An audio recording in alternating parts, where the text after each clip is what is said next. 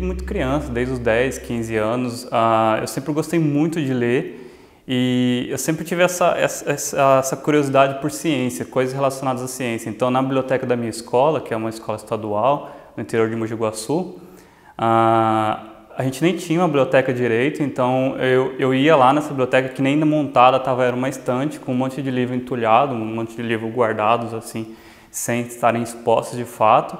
E eu já ia lá atrás, estava na quarta série, eu já ia atrás dos livros de quinta, sexta, sétima, oitava série, que tinha ciências e era dividido em ciência química, biologia.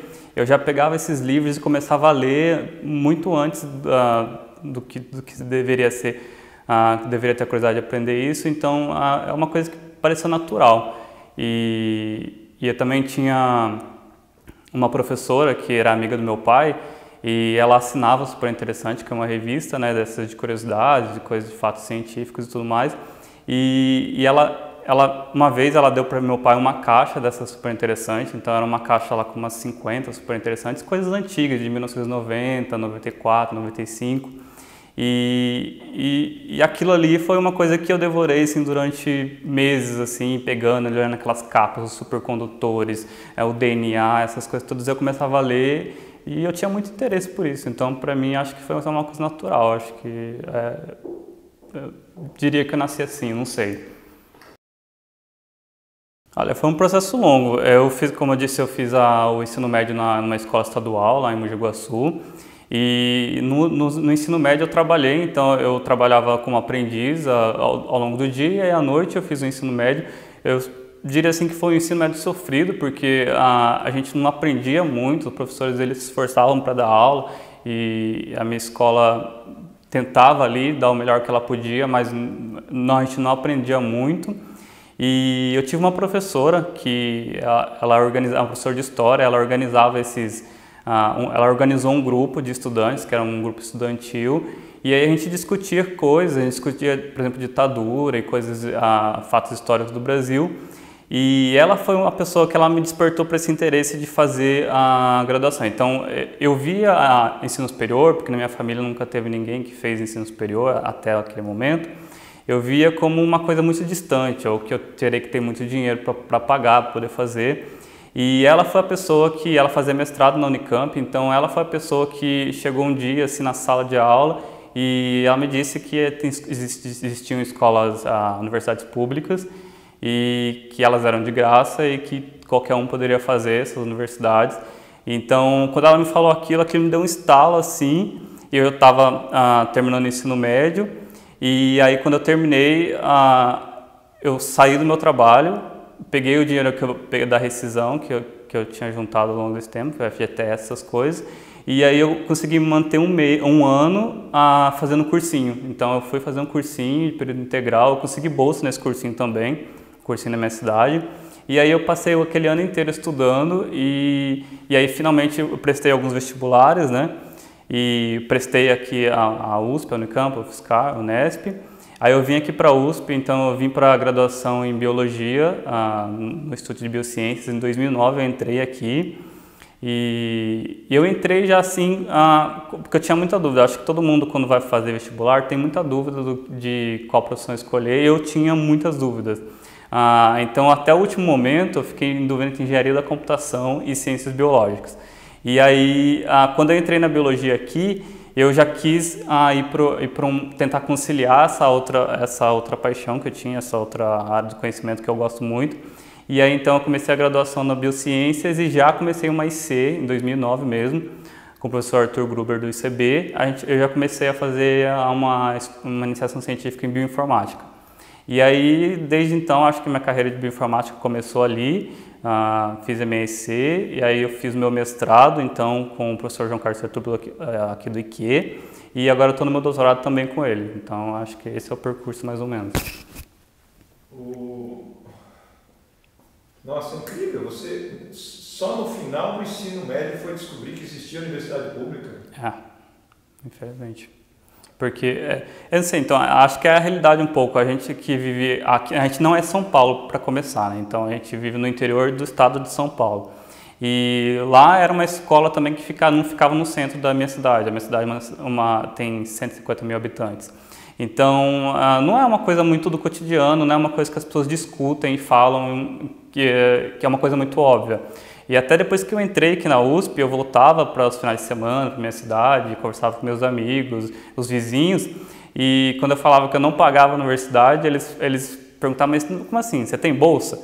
Não, não tenho bolsa, a USP não é paga. E, então, hoje eu percebo assim de fora que aquilo é um contexto, né? É um contexto que as pessoas simplesmente não têm acesso à informação e aí você fica... É mais difícil você sair daquela caixinha, né? Então, basicamente, a minha pergunta é, eu quero encontrar e conhecer mais sobre vírus que infectam bactérias. Então, eu estudo vírus acho que desde o final da minha graduação foi uma dessas paixões, porque imagino que a gente vai percorrendo esse percurso acadêmico, a gente vai aprendendo as coisas e pequenas paixões elas vão aparecendo, de conhecimento, coisas, assuntos que você gosta muito. Então, a bioinformática foi uma que apareceu logo cedo e a virologia, vírus em si, os organismos, eu acho eles muito interessantes, sempre despertou muito meu interesse. E aí, então, sempre quando vão surgindo essas paixões, assim, quando você identifica elas, eu tento conciliar e fazer algo que junte todas elas para que, enfim, seja feliz, né? Acho que é um pouco isso, né? Se traduz em felicidade para mim. Então, aí eu trabalho então com vírus, aí eu gosto muito de bioinformática, gosto muito de virologia. Então, o que eu faço no meu doutorado é aplicar técnicas de biologia computacional, mesmo algoritmos e técnicas computacionais, para tentar responder perguntas que têm a ver com o universo da virologia, perguntas que têm a ver com esses pequenos organismos. O que eu faço agora, eu trabalho com amostras ambientais, então a gente tem uma parceria com o Zoológico de São Paulo, a gente coleta amostras do lago, de solo, de compostagem lá. E a minha pergunta é tentar entender quais são os vírus que estão presentes nessas amostras. Então, a gente prospecta essas amostras, a gente sequencia elas e aí computacionalmente eu vou tentando identificar então quais os genomas e quais os vírus que estão depositados nessas amostras.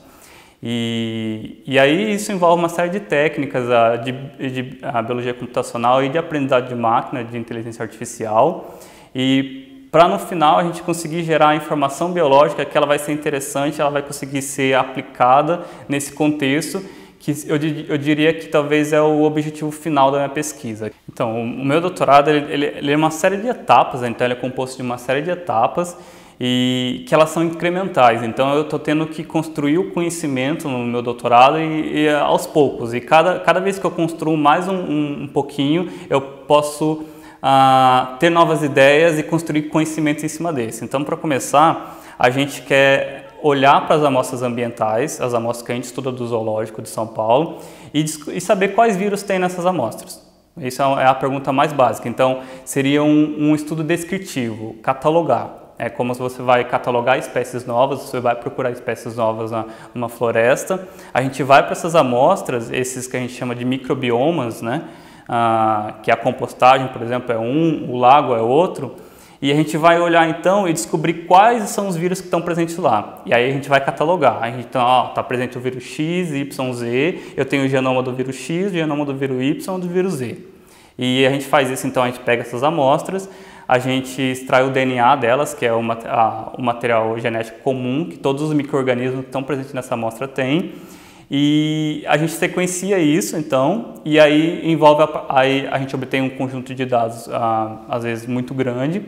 E aí entra a parte de bioinformática, a parte que a gente então tem que analisar esse dado e conseguir identificar quais são os genomas que estão presentes nesses dados das amostras ambientais e identificar quais são os vírus que são donos desses genomas. É basicamente isso que a primeira etapa que eu faço. Então, eu desenvolvi uma ferramenta para fazer isso, que é uma ferramenta que você tem os dados das amostras ambientais de qualquer amostra ambiental, a gente usa para as nossas amostras do zoológico, mas pode ser usado para qualquer amostra. Essa ferramenta ela chama Marvel, a gente colocou o nome dela de Marvel, que é até uma história engraçada, talvez, que eu gosto muito de quadrinhos, né? Então, gosto dos quadrinhos da Marvel, dos super-heróis da Marvel e tudo mais. E eu pensei num nome, num acrônimo em inglês para Metagenomic Analysis and Retrieval of Virus, e eu vi que ele quase encaixava com Marvel. Então eu fui lá e falei, não, vou usar o nome Marvel porque é muito legal. Só que o finalzinho dele não batia com o acrônimo, né? Mas eu pensei assim, não tem problema, né? Tá tudo ok. Porque o começo bate e a ideia também posso nomear o software que a gente desenvolveu da forma que a gente quiser, né? Teoricamente.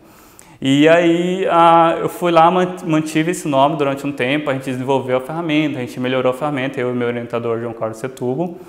E aí chegou num dia que a gente estava próximo da publicação, assim, e ele sentou comigo e ele falou, David, tá bom, é Marvel, né? Vou pensar num acrônimo. Aí ele pegou ali, em coisa de 20, 30 segundos, ele escreveu assim, Metagenomic Analysis and Retrieval of Viral Elements. Ponto. Ficou maravilhoso, encaixou direitinho no acrônimo e o programa chama Marvel. Hoje ele está disponível, a gente publicou ele, eu acho que no ano passado. E tem bastante gente usando esse programa, então ele é um programa que basicamente você tem ali o seu Big Data das suas amostras que você sequenciou, que são pedacinhos dos genomas de vários organismos, todos juntos, como se fosse um grande quebra-cabeça. O que esse programa faz é tentar encontrar então qual dessas peças do quebra-cabeça pertencem a vírus, porque é tudo misturado. Você tem pedaços de genomas de bactéria, pedaços de genomas de vírus e pedaços de genomas de eucarioto, de humano, por exemplo. Então, o que ele vai identificar, ele usa uma técnica de aprendizagem de máquina para tentar identificar quais dessas sequências pertencem a vírus. Então, ele vai te dizer e vai falar assim, olha, esse aqui é um genoma viral, esse aqui é um bacteriano, não é do seu interesse, e esse aqui é vírus. Ele faz isso. Então, isso foi a segunda etapa que eu criei essa ferramenta, ela está disponível, as pessoas estão usando e eu também estou usando essa ferramenta. E aí, depois disso, surge uma outra pergunta. Tá, tudo bem, eu olhei para uma amostra ambiental, eu encontrei quais são os genomas virais que existem nessa amostra ambiental, mas aí agora eu preciso responder perguntas biológicas, porque um genoma é uma sopa de letrinha, né? É só uma sequência, uma string de caracteres ACTG. Eu quero fazer, então, sentido biológico desse genoma que eu sei que é de vírus, porque o meu algoritmo já me disse isso. E aí, então, eu estou desenvolvendo um outro algoritmo agora, que é um algoritmo que a gente está utilizando uma técnica que é bastante nova, tanto na literatura científica como em tecnologia em geral, que a gente está utilizando o aprendizado profundo, que é o Deep Learning. Todo mundo fala, está ficando super comum uma técnica de aprendizado de máquina baseada em redes neurais profundas. E a gente conseguiu juntar, então, um banco de dados bem grande de genomas que já são conhecidos de vírus. E a gente usou isso para treinar esse algoritmo de Deep Learning, para ele tentar dizer, então, dado o genoma, dada aquela sopinha de letrinhas de ACTG que você tem, que eu já sei que é um vírus, para ele tentar te dizer qual é o hospedeiro daquele vírus. Porque o vírus, para ele fazer as funções essenciais, as funções bioquímicas dele, as funções moleculares, ele precisa infectar uma célula hospedeira, porque ele não faz isso sozinho.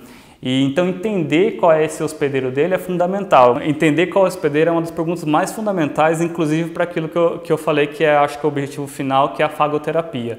Porque eu preciso encontrar os vírus que estão presentes nessas amostras ambientais, mas eu também preciso, e é primordial que eu saiba quem é o hospedeiro dele. Porque lembra, se eu estou lá num paciente, o paciente está infectado por um patógeno, uma bactéria, e eu sei qual é essa bactéria, eu preciso saber então qual é o vírus que infecta essa bactéria. Eu tenho que fazer esse link de um vírus que eu encontrei numa amostra ambiental que infecta o patógeno que o meu paciente tem, que faz parte... Chave e fechadura. Chave e fechadura, exatamente.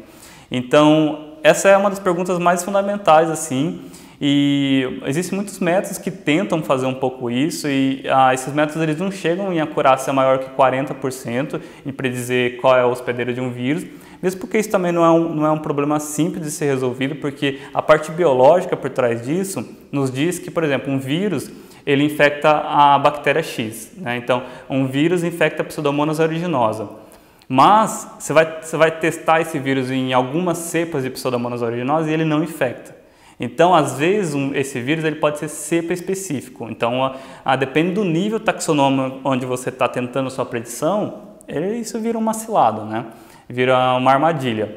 Então, existem muitas nuances biológicas assim para tentar resolver esse problema. E eu acho que por isso que talvez eu me sinta um pouco sortudo em relação a isso, porque todo esse conhecimento biológico, eu sou um bioinformático, eu diria que eu sou um bioinformático de carteirinha desde a minha graduação, mas esse conhecimento biológico, ele foi me passado ali na graduação na Biociências, e ele é super importante para eu entender então a parte biológica por trás desse problema e a parte computacional. E aí só quando eu consigo ligar essas duas coisas eu consigo produzir uma solução que de fato vai ser útil e vai ser condizente com o que acontece no mundo biológico de verdade. Então é basicamente isso. E esse algoritmo que a gente desenvolveu, que a gente está trabalhando lá no laboratório do João Carlos Setúbal e da professora Aline, a gente já está com uma acurácia de 92%. Então, a gente treinou esse algoritmo para predizer 20 hospedeiros possíveis. No começo a gente estava testando só com bactérias, vírus que infectam bactérias. A gente colocou 12 bactérias possíveis para ele predizer. Ele já chegou a 95% de acurácia. Então, comparado com o algoritmo que existia anteriormente de 40%, a gente teve um avanço fenomenal nisso. E eu percebi também que a forma como eu estou simplificando isso, obviamente, né, mas que o desenvolvimento desse algoritmo e de utilizar essa técnica de aprendizado computacional, ela envolve uma série de intermédios ali. Você tem que tentar codificar a informação que você tem computacional, que são as letrinhas. Você tem que tentar codificar aquilo em matrizes, que é o que o algoritmo entende. O algoritmo ele entende então uma tabela de números. E nesse meio termo, eu tenho que usar a biologia para fazer a tradução dessa informação para essa. Eu gosto de falar da aplicação prática dela assim. Em 2050, estima-se que mais pessoas vão morrer por infecções bactéria-resistentes, infecções resistentes a bactérias resistentes a antibióticos, do que por câncer. Hoje, então, todo mundo sabe que câncer é uma doença gravíssima, uma doença que está cometendo muita população, e tem muita gente estudando isso. Mas existe um outro tipo de problema que as pessoas vêm enfrentando, que são as infecções resistentes, que você adquire uma infecção bacteriana, que pode ser uma infecção de garganta, uma infecção na pele, por exemplo, e você começa a tratar, o médico começa a tratar essas infecções, essas bactérias com antibiótico, e elas não respondem, elas são resistentes, porque essas bactérias também são organismos que estão evoluindo, então elas adquirem resistência e fica mais difícil de você tratar elas. E quando o médico ele se depara com uma situação que o paciente tem uma infecção bacteriana e ele não consegue tratar essa infecção com antibiótico, ele meio que volta na década de 40, 1940, antes da Segunda Guerra Mundial, onde não existia antibiótico. Porque o antibiótico ele revolucionou toda a humanidade, né? Com a expectativa de vida, as pessoas morrem muito menos e tudo mais. Mas o que está acontecendo é que a gente está começando a visualizar num horizonte um momento onde os antibióticos não vão servir mais. Então a gente vai se deparar com um momento onde os antibióticos não funcionam. E uma das alternativas que as pessoas estudam, que eu particularmente gosto muito para resolver esse problema, é usar vírus que infectam bactérias para destruir elas e acabar com essas infecções. Porque vírus infectam qualquer organismo vivo, infecta desde o ser humano, uma galinha, um porco, até uma bactéria. Então, é interessante você pensar que esse vírus, um vírus que infecta especificamente uma bactéria, que seja uma Staphylococcus aureus que causa dor de garganta, se ele infectar essa bactéria, ele vai destruir essa bactéria e se você está infectado com ela, ele vai acabar com a infecção. Isso se chama fagoterapia, é uma área de pesquisa que se chama fagoterapia.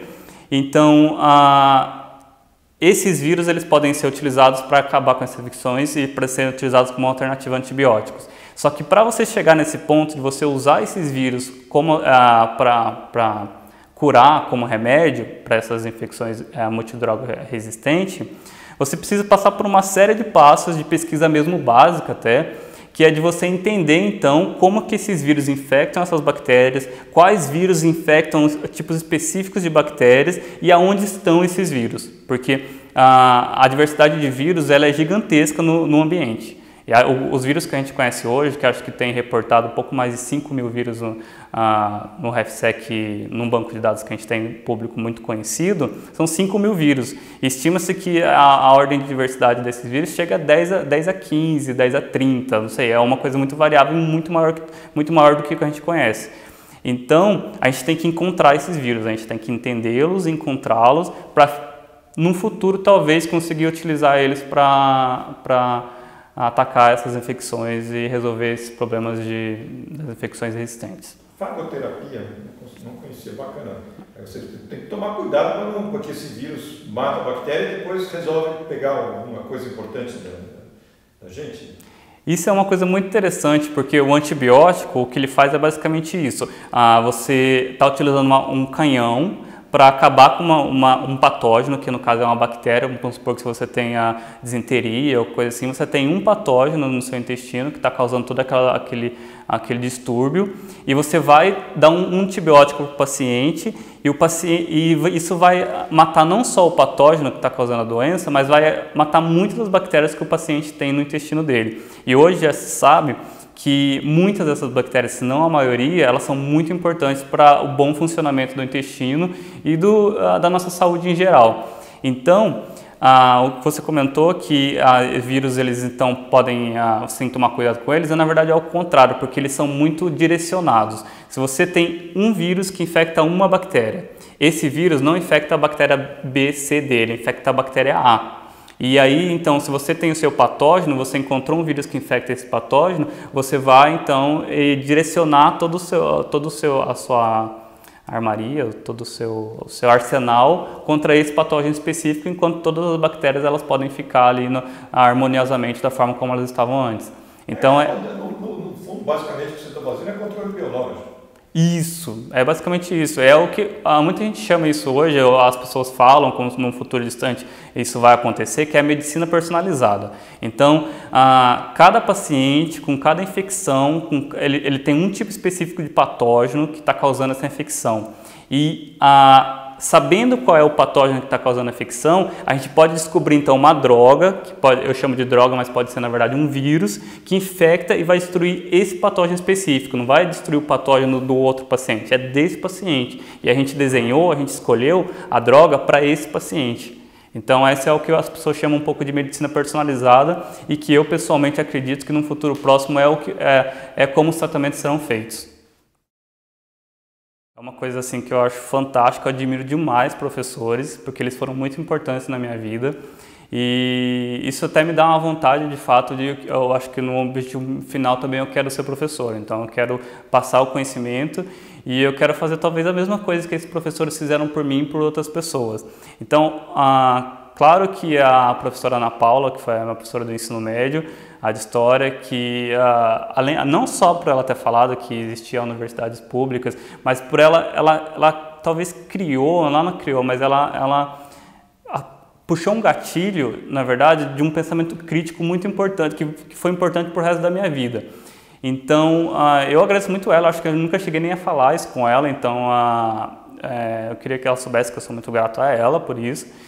E eu acho que isso desencadeou em muitas coisas na forma como eu venho vivendo, né? Desencadeou a forma como eu penso. E claro, os professores que me orientaram, então, são as grandes influências da minha vida, são pessoas, eu costumo dizer que eles são brilhantes, assim, são inspiradores, porque é muito bom quando você consegue interagir com pessoas que em discussões, em conversas, elas conseguem te inspirar, sabe? Te pegar aquela ideia que está no fundo da sua cabeça, que você talvez tenha todo o conhecimento, mas você ainda não conseguiu formular ela, e com poucas palavras que você troca com eles acabam puxando aquele gatilho, sabe? Formulando aquela ideia na sua cabeça. Então, eu me sinto uma pessoa muito privilegiada por estar em contato com esses professores, que é a professora Aline Maria da Silva e o professor João Carlos Setúbal, que são meus orientadores desde 2014, então eu estou com eles. E é sempre assim, toda vez que a gente vai discutir algum dado, eu mostro algum resultado para eles, ou a gente vai discutir biologia de maneira geral, sempre existe isso, sabe? A conversa ela flui de uma forma que eu consigo formular as coisas na minha cabeça muito melhor do que elas estavam formuladas antes. Então, eu chamo isso, sei lá, talvez de uma inspiração ou algo assim. E eles, de fato, são as minhas inspirações e são excelentes profissionais que, quem sabe, um dia eu possa ser assim, um décimo do que eles são. A ciência ela é super importante porque ela é a base de todo o conhecimento que a gente consegue produzir, que a gente consegue gerar. Então, eu vejo muito por aí as pessoas discutindo pseudociência, discutindo esses fatos alternativos e às vezes até me causa uma certa frustração, porque pra gente às vezes parece tão óbvio, porque a gente tem uma boa base científica, uma base sólida científica, e parece óbvio para a gente quais são o que é o método científico, então o que são de fato fatos e o que não é fato, como que você constrói linha de evidências para ter ali então ter ali uma conclusão, para você dizer alguma coisa e levantar hipóteses e tudo mais. Mas parece que as pessoas elas não estão se importando muito com isso, então isso causa uma certa frustração. Eu tenho a impressão que se a gente começar a basear todos os pilares da nossa sociedade em coisas que elas não são verdades, elas não são baseadas no método científico, por exemplo, eu acho que a gente não vai para frente. A gente vai começar a dar passos para trás. E eu tendo a acreditar, é uma esperança que eu tenho comigo, que a sociedade ela tem que ir cada vez mais para frente, a gente tem que cada vez melhorar a qualidade de vida das pessoas e melhorar a qualidade que elas proporcionar felicidade para as pessoas e tudo mais. E aí quando eu vejo esse tipo de coisa, essas pseudociências, as pessoas tomando decisões até baseadas em pseudociências, de, sei lá, comer a banana que ela é pintadinha porque ela vai prevenir o câncer, que um estudo disse, esse tipo de coisa, isso não vai ajudar elas, isso está prejudicando.